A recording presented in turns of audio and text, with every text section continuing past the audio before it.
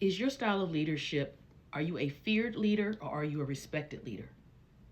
If you hold a leadership position in any capacity, you need to listen to this quick 10-minute workshop I'm going to do right now. Many times when I do corporate training, talk to CEOs, and many of them think, "Oh no, my workers, they respect me." No, they do. But after we go through some of the tips to see if you're respected or feared, they realize, "Oh my God, they don't respect me. They fear me. They're only doing their work the way they do it because they think I'm going to fire them, fuss at them, demote them, or what have you, or not promote them." So let's jump into it. The one way that you can tell if you are a respected leader or a feared leader is, do your workers feel like they can talk to you about anything?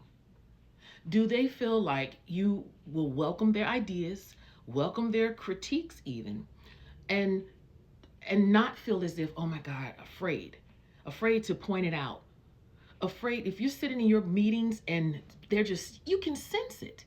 If you're sitting in a meeting and you ask questions and no one's giving you feedback, or they're sitting very tense, these are all telltale signs that you more than likely are not respected, but you are feared. And so they are afraid. With fear comes what? If you're a fearful person to them, they're going to move in fear. So they're not going to be free. Another way to test if you are respected or feared is, how do they respond to you? If you ask them to do something or ask them about their assignment, does it seem that they are happy to discuss it with you? Or are they begrudging and like, "Oh God," or are they fearful? Another way you can tell as well is, if you have an event, how do they show up? Do they show up excited to be there? Or do they show up like, "Oh, I just got to be here"? Like many of you all, and it's so funny, particularly high powered CEOs, I've noticed you're almost like unable to even read the room anymore because you're so used to people around you just telling you yes, kissing your ass. But you have to be able to read the room, folks. You got to be able to say, "Wait a minute, I'm sensing something." And it's very helpful many times when if you hire me to come and do workshops and trainings with your higher ups, your CEOs and your managers, upper level managers. I a lot of times like to sit in on meetings. I like to literally sit in on meetings and just give feedback, not about each individual person, but just how reading the room, how the meeting is going, and reading the people's body language and how they respond. And then I talk with the higher ups and higher managers and explain to them, "This is what I saw." I don't tell them from what person. "This is what I sense, and this is how we can improve it." And so again, shameless plug, but I'm more than willing to come and do that for any of you all. But anyway, but for you all here on YouTube and TikTok, you got to know to read the room. And to be a good CEO or upper level manager, all this ego, it's got to go. Because listen, you are the CEO or you are the upper manager. You already have the title. You really don't have anything to prove. So it will behoove you to be kind, to not be a bitch. You understand? To not be a hard ass to thinking that's the only way. You're not a taskmaster. You have to see your workforce as a team. You don't have to constantly remind them that you're the leader. They know you are. You got that big office. You got that big paycheck. You understand?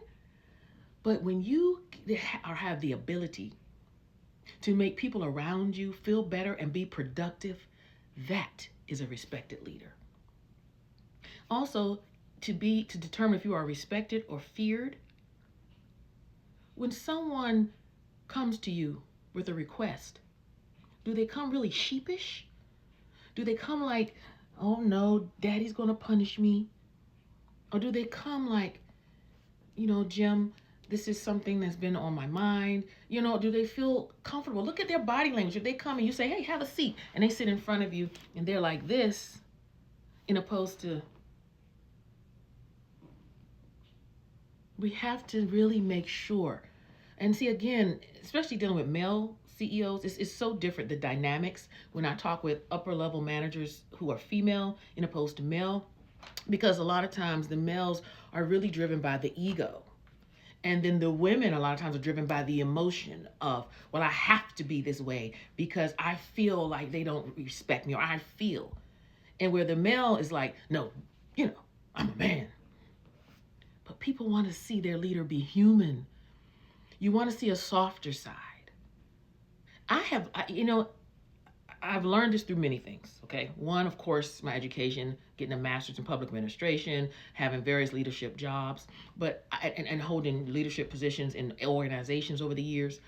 But I learned through failing. Because many years ago, when I was like in my 20s, when I had leadership positions, I was a total bitch. People didn't respect me, they feared me, and they freaking didn't like me. And then I started learning. I'm like, no, that's not the best way to be. I'm going to give you a prime example, too, what I noticed, too. Before Wendy Williams' show ended, and I would watch her, watch her show and watch the dynamics between her, her producers and everything.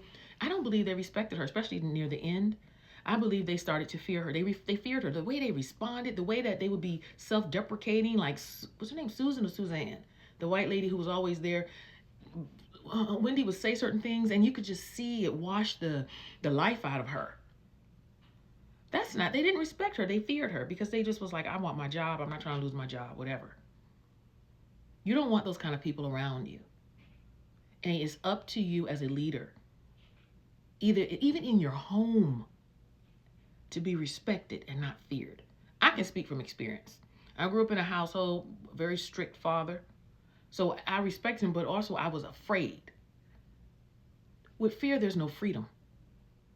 So again, CEOs, leaders, whatever capacities, pastors, preachers, teachers, whatever capacity, you are not there to control them. You are there to lead. All right? So again, thank you all for following me. Follow me on my YouTube because we don't know what's going to happen on TikTok. Go to my YouTube channel at Soulful Sister Space and follow me so you can continue to get these teachings. And if you want me to come and do a corporate teachings or workshops or anything, you can please reach out to me. And again, I'm rushing this morning. I don't have on my makeup and all that because I'm going to take the kids to school, but I just wanted to get this workshop out to you all today to give you something to think about as you start your day. You can listen to this as you're driving in your car, going to work, so you can start really thinking, am I a feared leader or am I respected? All right, talk to y'all soon. Be blessed. Love you. Bye.